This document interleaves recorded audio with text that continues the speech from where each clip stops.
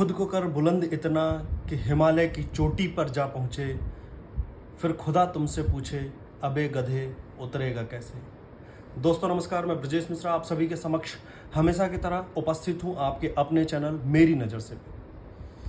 दोस्तों आज का जो विषय है वो विषय प्रतिक्रिया है, क्योंकि कल का जो हमने वीडियो बनाया वो वीडियो हमने अपने कुछ, जैसे कि आप सभी दर्शकों को भेजते हैं, मुझे जानने वाले जितने भी लोग हैं सबको भेजते हैं। उसमें से हमारे एक मित्र थे जो विशेष समुदाय से आते थे, वो वीडियो उनको भी गया, पर उस वीडियो को देखकर उनको इतनी समस्या, इतनी परेशानी हुई कि उसके एवज में वो पूरे इस ब्रह्मांड, इस सृष्टि, इस धरती से ढूंढ कर ऐसे तथ्यहीन और ऐसी वाहियात वीडियो हमको भेजे जिससे कि उनको साफ लग रहा था कि उनको बहुत बुरा लगा है और वो इस बात से बहुत बेचैन है। तो उन वीडियो को मैं आप सभी के समक्ष रखूंगा और वो वीडियो जो है वो ऐसे ऐसे लोगों का है जिसको हम, वैसे मेरी आदत नहीं है कि इस तरह की प्रतिक्रिया देना या इस तरह की वीडियो बनाना, न मेरा वैसा संस्कार है, पर अगर इन लोगों को जवाब नहीं दिया गया तो हमेशा की तरह कमज़ोर समझा जाएगा, कमज़ोर माना जाएगा। इसीलिए हमें इनको जवाब देना बहुत ज़रूरी है। तो जैसे आप सभी को पता है आज मैं डॉक्टर की भूमिका में हूँ। मैं बता देता हूँ कि आज मैं डॉक्टर की भूमिका में हूँ और डॉक्टर भी एक विशेष प्रकार की बीमारी जो होती है उस बीमारी का डॉक्टर हूँ मैं। उस विशेष प्रकार की बीमारी का नाम है बवासीर। जैसे कि आप सभी को पता है कि बवासीर शरीर के एक विशेष स्थान पे होता है, पर आज के वीडियो में जो हम आपको दिखाने जा रहे हैं वो बवासीर उन सभी के मुंह का बवासीर है। वो बोलने से पहले कुछ सोचते नहीं हैं, कुछ भी बोलते हैं। तो पेशेंट नंबर 1 मैं आप लोगों के सभी सामने उपस्थित करता हूं। हिंदुस्तान का पता नहीं चलेगा कहां गया है। जैसे श्रीलंका की हालत हो रही है ना, उससे 100 गुना बदतर हालात हो जाएंगे विद इन 1 ईयर। 1-2 साल के अंदर अंदर हालात खराब हो जाएंगे हिंदुस्तान के। तो इतना बर्बाद और तबाही का मंजर आप देखोगे जो पूरी दुनिया ने किसी भी काल में नहीं देखा होगा, किसी भी युग में नहीं देखा होगा, वो आपको देखने को मिलेगा। ये दावा कर रहा हूं मैं आपके साथ। भारत की जिंदगी जो है लूटपाट पे, भिक्षा पे आधारित है। ये काम करके कभी इन्होंने नहीं खाया हजारों साल से। सिर्फ लूट का माल चाहिए, हराम का माल चाहिए और या फिर भिक्षा का माल चाहिए। या तो भीख में दे दो, नहीं तो लूट लेंगे आपको। आपका राजघराना इतना कमजोर था कि आपको जमीनें जो है बेभाव में जमीनें उनको देनी पड़ी, आपको अपनी बहन बेटियां। जैसे कि सुना आपने पेशेंट नंबर 1 को, इसको बहुत पुरानी बवासीर है। इसका इलाज थोड़ा सा कठिन है, पर मैं डॉक्टर हूं, अनुभवी डॉक्टर हूं और मैं इसका इलाज जानता हूं। जैसे कि इसने कहा कि भारत बर्बाद होने वाला है। अबे बॉस डी के, भारत का अस्तित्व ऐसा है कि यह बर्बाद तब नहीं हुआ जब मुगलों ने इसको लूटा, नोचा, खसोटा। तो आज भारत का डंका, भारत की समृद्धि पूरा विश्व स्वीकार रहा है और तुम कह रहे हो कि साल भर में भारत खत्म हो जाएगा। पता नहीं। इसको जो बवासीर है वो अंतिम चरण का बवासीर है। दूसरी बात, इसने कहा कि भारत लुटेरों का देश है। नहीं, भारत लुटा है, भारत लुटा है बार बार। भारत में लुटेरे आए हैं। जो विशेष प्रकार के जो समुदाय के लोग जिनकी स्थापना यहां हुई वो लुटेरों के वंशज हैं। उन्होंने लूटा है भारत को। भारत सोने की चिड़िया हुआ करती थी, उन्होंने लूटा है बार बार। मोहम्मद गजनबी का पढ़ लो, थोड़ा भारत के इतिहास में पढ़ लो, ठीक है। ये जो हम जो रेमेडी दे रहे हैं इसको देखो थोड़ा और इसका मेडिसिन लो। इतिहास नाम का एक मेडिसिन आता है, जो लोगे तो तुम्हें कुछ रिलीफ, कुछ आराम मिलेगा तुम्हें। इस तरह के बवासीर जो है ना वो बहुत घातक होता है, कभी भी मर सकते हो तुम। अब आते हैं पेशेंट नंबर 2 पे। पेशेंट नंबर 2 ये भी एक विचित्र प्रकार का पेशेंट है, जहां आप देख रहे हो कि ऊर्जा के नए नए सोर्स फेल हो रहे हैं। भारत में कोयला खत्म हो रहा है, बिजली कैसे बने। जहां परमाणु से बिजली बन रहा है वहां परमाणु के न्यूक्लियर्स और ये सब सारी चीज़, यूरेनियम कम पड़ रहे हैं। पर ये अलग लेवल का व्यक्ति है। इसके हिसाब से जो शांति दूत थे उन्होंने लालटेन लेके पूरे विश्व में उजाला फैला दिया। और वो लालटेन पता नहीं कहाँ है। वो लालटेन मिल जाए तो कम से कम इतने जो बिजली, इतने जो ऊर्जा है उसका खपत बंद हो और उस लालटेन से पूरे विश्व को हम रोशनी दे सके। ये अलग लेवल का व्यक्ति है। ये पूरे लालटेन से पूरे विश्व को फ्रांस, यूरोप, जर्मनी और एशिया और पता नहीं कहाँ कहाँ रोशनी दे देगा लालटेन से। सुनो इसको। आप कभी इस्लाम की हिस्ट्री पढ़ो, पूरी दुनिया में अंधेरा था, पूरी दुनिया में। यूरोप औरतें जलाई जा रही थी विच हंटिंग के नाम पे, विच हंटिंग। हिंदुस्तान सती प्रथा। चीन में तो लड़कियों को ऐसे ही मार डालते थे। पूरी दुनिया में अंधेरा, और उस अंधेरे में मोहम्मद साहब लैंप लेकर खड़े हुए। इस्लाम। अब आते हैं पेशेंट नंबर 3 पे। ये पेशेंट नंबर 3 भी बहुत अलग टाइप का है। तो ये पेशेंट नंबर 3 जो है, यह है बाबली सांड। मेरे शब्दों का मतलब समझ गए होंगे आप। तो इस बाबली सांड को ये क्या कह रहा है कि भारत में क्या हिंदू धर्म है ही नहीं। ये हिंदू धर्म है ही नहीं, ये मानता ही नहीं है। ये पूछ रहा है आप लोगों से कि भैया बताओ कौन से धर्म के हो। सुनो इस बाबली सांड को सुनो।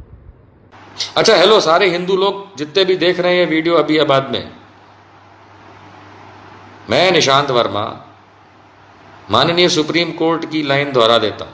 Hindu is not a religion. Hindu कोई धर्म नहीं है। अब बताओ कौन से धर्म के हो भैया? तो इस देश का सबसे बड़ा धर्म इस्लाम है। एक्सेप्ट करो, डाइजेस्ट करो। अब आते हैं पेशेंट नंबर 4 पे। पेशेंट नंबर 4 शांति का पुस्तक पूरे विश्व में वितरित करेगा ये इसके हिसाब से। और इसका कहना है कि ये जो शांति का पुस्तक है ये 1500 वर्ष पुराना है और जितना प्रासंगिक उस समय था उतना ही प्रासंगिक अभी भी है। तो ये शांति का जो पुस्तक है ये पूरे विश्व के लिए, ये ऐसा कह रहा है कि ये पूरे विश्व के लिए है और पूरा विश्व जो है इसको अनुसरण करे और पढ़े। अरे भैया, कुछ विशेष समुदाय के लोग पढ़ के उसको पूरे विश्व में आतंक मचा रखा है, तो पूरा विश्व पढ़ लेगा तो होगा क्या? समझो आप इस बात को पंडित जी, इस बात को समझो। और ये जो टिप ऑफ द डे है ना, इसमें ये चीजें बताना बंद करो भैया। शुरुआत कीजिए। चलिए पंडित जी से जान लेते हैं कि क्या है आज का गुड लक टिप।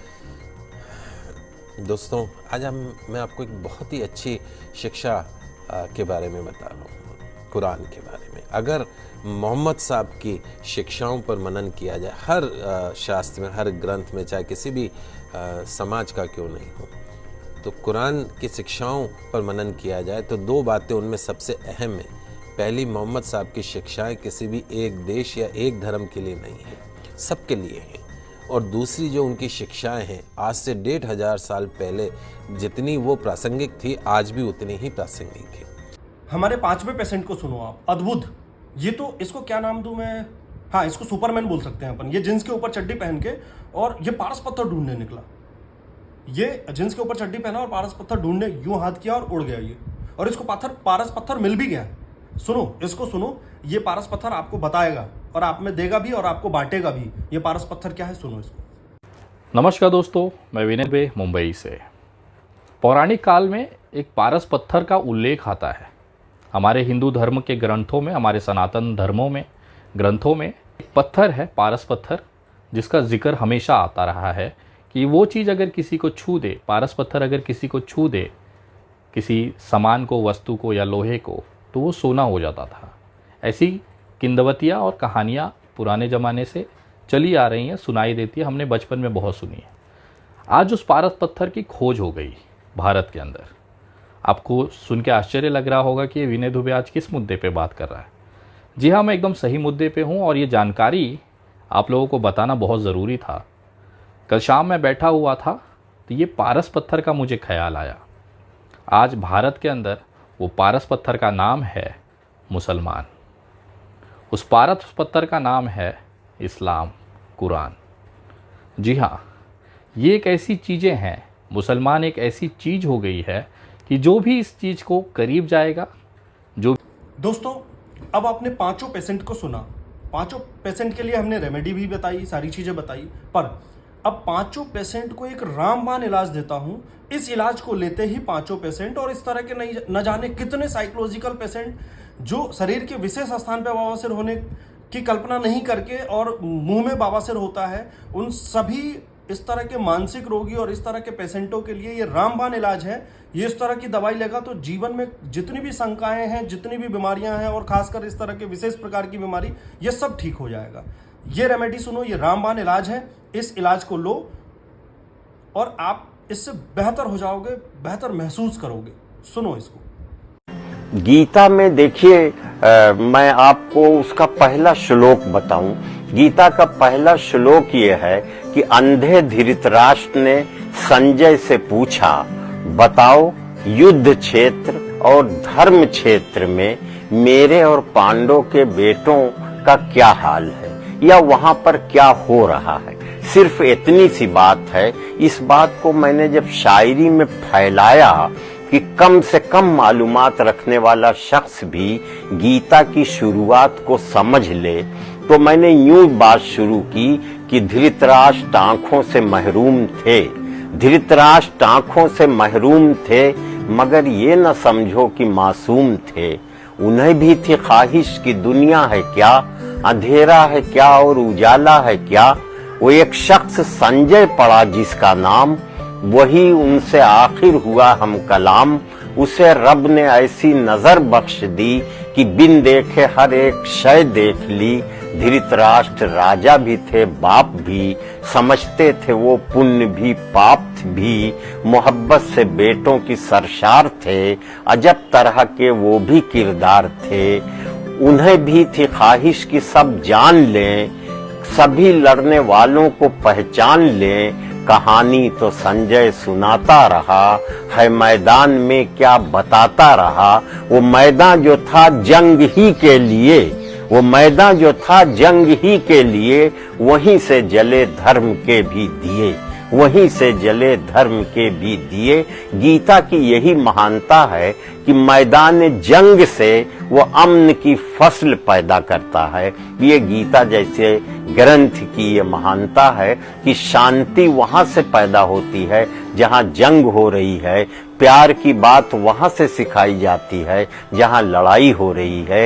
यही गीता की बड़ी महानता है। और एक महानता गीता की जो है, जो मेरे समझ में आई, कि ये दुनिया की पहली किताब है जिसमें बगैर तर्क के कुछ नहीं माना जा रहा है।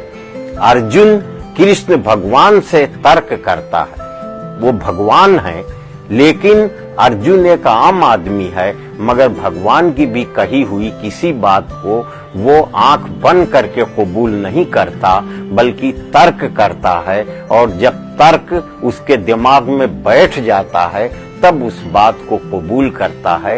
ये आज से 3-4 हजार साल पहले ये जो सबक दिया गया कि बगैर तर्क के जब तक अक्ल की कसौटी पर कोई बात पूरी न उतरे तब तक उसे स्वीकार न करो। मेरा ख्याल है गीता की ये बहुत बड़ी देन है, जो पुराने हिंदुस्तान की देन है, लेकिन आज के हिंदुस्तान के लोगों को भी इसे फॉलो करना पड़ेगा कि बगैर तर्क किए कोई बात न मानिए। और यही तर्कशीलता जो है, यही विज्ञान को भी जन्म देती है कि हम बगैर तर्क किए, बगैर अक्ल को तस्लीम कराए हुए कोई बात तस्लीम नहीं करते।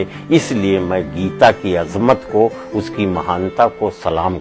तो दोस्तों, आपने सभी तरह के पेशेंट को सुना और हमने जो इलाज किए वो भी सुना आपने, हमने रेमेडी जो दी है वो भी सुना आपने। तो हमने अच्छे से इलाज किया कि नहीं इन सभी पेशेंट को, ये इस वीडियो में कमेंट करके ज़रूर बताएं आप। और वीडियो अगर अच्छा लगता हो तो लाइक करें, शेयर करें, सब्सक्राइब करें। इस वीडियो में मैंने कुछ ऐसे शब्दों का प्रयोग किए हैं जो उचित नहीं है, उसके लिए क्षमा चाहते हैं, परंतु अंगुली किया जाएगा तो जवाब मिलेगा।